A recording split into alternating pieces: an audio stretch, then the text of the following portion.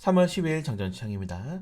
뉴욕 증시는 내일 발표하는 미국의 2월 소비자 물가지수 발표를 하루 앞두고 혼조세로 마감을 했습니다. 사실 CPI 발표보다 오늘 엔비디아가 반등에 성공하느냐 아니면 추가적인 하락이 나오느냐가 더욱더 중요했는데 일단 반등에는 실패를 했습니다. 지금 이거래 연속으로 7% 정도 하락이 나왔고 이로 인해서 브로드컴, AMD, 마이크론 테크놀로지도 하락이 나왔는데 시간으로 나쁘지 않은 이슈가 나왔습니다. 오라클이 실적 발표를 했어요. 근데 실적이 예상보다는 그렇게 크게 상승하지 못했습니다. 그냥 예상치에 부합하게 나왔는데 이 오라클에서 앞으로 이 추가적인 고객 수요가 증가할 것이다. 앞으로 가이던스를 굉장히 상향 조정을 했죠. 상향 조정하게 되면서 시간으로 13% 가까이 올랐습니다. 여러분들 인공지능 관련된 테마가 조정이 나온다 하면은 이렇게 오라클이 호실적을 발표하고 좋은 가이던스를 이야기한다 하더라도 시간이 이렇게 올라가지 못하겠죠. 여전히 AI는 살아있다. 근데 그 AI 내에서도 업종의 순환매가 지금 돌아가고 있는 게 아닌가. 그동안 이 하드웨어가 좀 강했지 않습니까? 엔비디아라든가 브로드컴, AMD나 하드웨어가 강했다면 이제 소프트웨어, 애플이라든가 구글 이런 마이크로소프트 쪽으로 수급이 한번 돌아갈 수 있다라고 좀 시장은 생각하고 있는 것 같아요. 오라클 소프트웨어 관련 테마니까. 그래서 이 AI 인공지능 관련된 테마에 잠재력은 여전히 남아있다. 다만 그동안 많이 올랐던 종목들에게서 아직 올라가지 못했던 업종들로 시장의 순환매가 지금 나오고 있는 게 아닌가라고 생각이 되고 메타가 4% 하락이 나왔습니다. 트럼프 대통령이 페이스북은 인민의 적이다 라고 발언을 하게 되면서 크게 하락이 나는 예전에 아시겠지만은 저커버거가 트럼프 대통령 페이스북 계정을 닫아버렸죠. 선거 때 선거 이후에 막 불법 선거다라고 이야기가 나오게 되면서 막 계속 선동하니까 닫아버렸는데 그래서 엄청 앙금이 안 좋습니다 둘이. 그래서 이번에 이 IT 관련해서 지금 이슈가 나오고 있는 상황에서 페이스북은 인민의 적이다라고 또 강한 발언을 하게 나왔는데 사실 지금 이 IT 관련된 기업들 같은 경우에는 요런 좀 악재가 좀 많아요. 최근에 유럽연합이 이 국가별 빅테크 규제 방안에서 디지털 시장법 이게 유럽연합 같은 경우에는 작년에는 게이터 키퍼법 요거 가지고 빅테크 기업들 한번 쪼았는데 이번에는 또 다양한 또 규제를 가지고 지금 보시는 것처럼 어마어마한 규제가 있죠. 게이트키퍼법 그리고 밑에 내려보시면 6개사 규제상 주요 서비스가 모든 빅테크가 다 여기 엮여 있습니다. 그렇기 때문에 이 빅테크 기업들이 유럽연합의 규제로 인해서 이 테크렛이 빅테크 기업들의 이런 좀 매도세가 나올 수밖에 없는 그런 새로운 용어까지 나올 정도로 빅테크 규제가 이 빅테크 기업들의 모멘텀을 떨어뜨릴 것이다. 이렇게 조금 또 전문가들이 이야기하고 있기 때문에 이런 것들도 여러분들 어떻게 되냐? 그럼 빅테크가 이제 조정이 나오느냐? 그게 아니죠. 이때까지 또 올라가지 못했던 다른 종목들로 수급이 순환매가 될 수 있다는 것들 그렇게 생각하시면 될 것 같고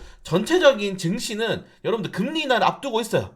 금리 인하를 앞두고 있기 때문에 거기에 대한 기대감으로 당분간 증시는 상승할 겁니다. 그리고 투자심은 여전히 살아있을 거예요. 미국 경기가 좋은 상황에서 금리 인하를 하기 때문에. 근데 그동안 강세가 나왔던 업종들에 대한 연속적인 상승보다는 이제는 좀 수급의 순환매가 진행되고 오고 이거는 우리나라 증시도 마찬가지입니다. 근데 우리나라도 미국이랑 똑같은 것처럼 빅테크에서 그냥 좀 다른 빅테크로 넘어가는 거지 빅테크에서 소형주로 가진 않아요. 지금 수급이.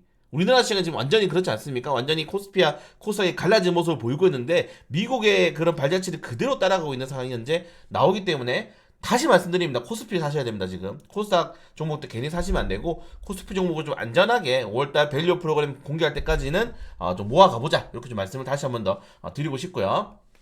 비트코인이 1억 원을 터치를 했습니다. 올해 10만 달러까지 찍을 수 있을까요? 그래서 비트코인 지금 이제 2억 간다라는 이야기가 나오고 있는데 자 아무튼 비트코인이 이게 올라갔기 때문에 오늘 국내 증시도 비트코인 가상화폐 거래소 관련 테마주들 업비트라든가 빗선 관련 테마주들이 움직일 수 있다는 점들 한번 확인해 보시면 좋을 것 같은데 그 종목들이 생각해 보시면은 상한가를 찍은 적이 없어요. 그러니까 완전히 장대 안봉으로 마감한 적이 없고 항상 장 초반에 빡 올라가다가 윗골에다가 떨어지죠.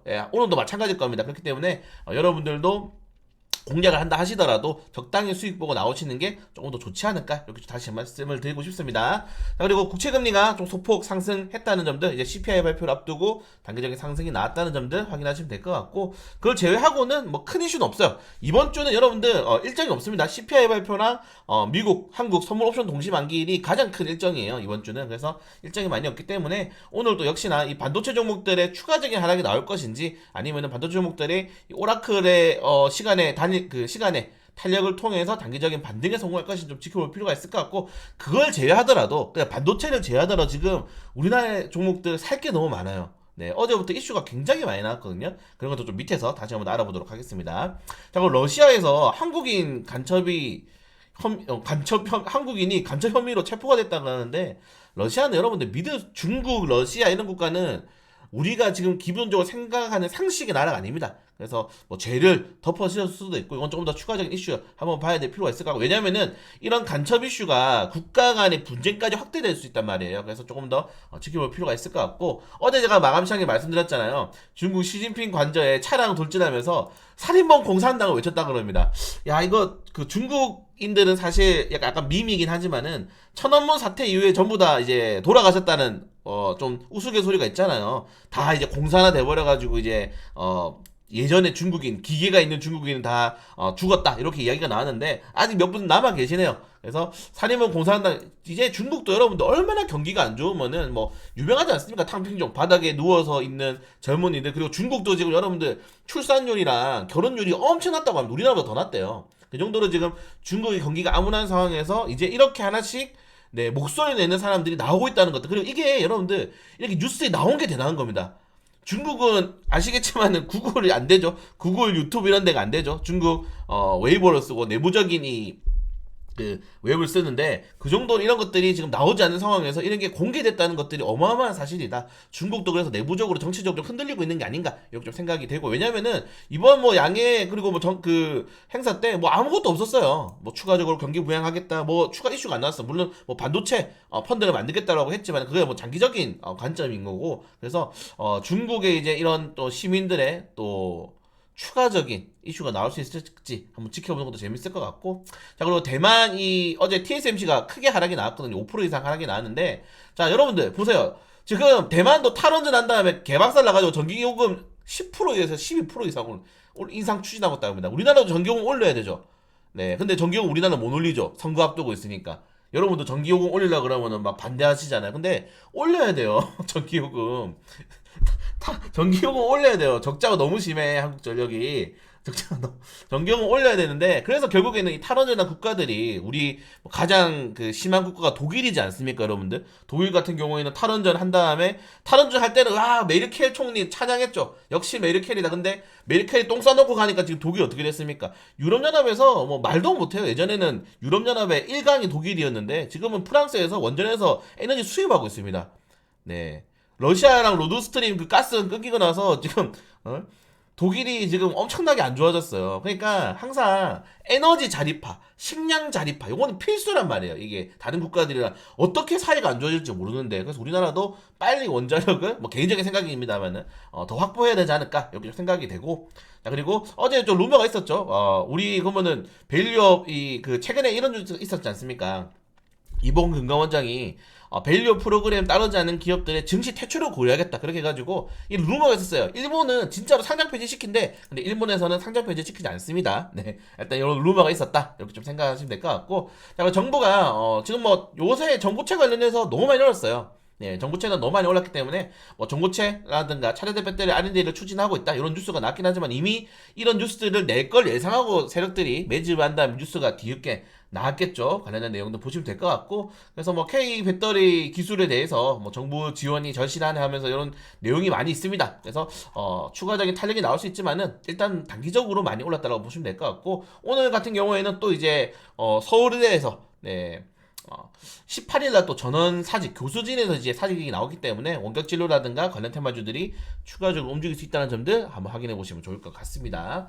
테마가 많아요. 오늘 또 사실 올라갈 테마가 굉장히 많습니다. 제가 또 영상 하나 좀 찍어 올려 드릴 건데 테마가 굉장히 많다는 점들. 그래서 뉴욕 증시 뭐 개별적인 종목들 네, 이렇게 하나씩 체크하시면 될 것 같고 테슬라는 좋은 이슈가 있고 안 좋은 이슈도 하나씩 있어요. 네, 저가 테슬라가 양산이 늦어진다. 근데 지금 독일 공장 불나가지고 중단됐던 독일 공장은 재생이 다시 한 번 더 재가동이 되었고 그리고 보잉이 여러분들 요새 보잉이 왜 그러죠? 문짝이 뜯겨 나가진 않나 바퀴가 떨어져 나가지 않나 그래서 지금 조 단위에 지금 이게 문짝 뜯겨 나가가지고 문짝 없는 상태에서 비행한 사람들이 보잉 상대로 조 단위의 소송을 걸었답니다. 미국도 소송에 나르지 않습니까? 소송에 걸려있는 상황에서 이번엔 또 비행 중에 기술 결함으로 50명이 다쳤다고 해요. 보잉 이거 쓰면 안 되겠는데?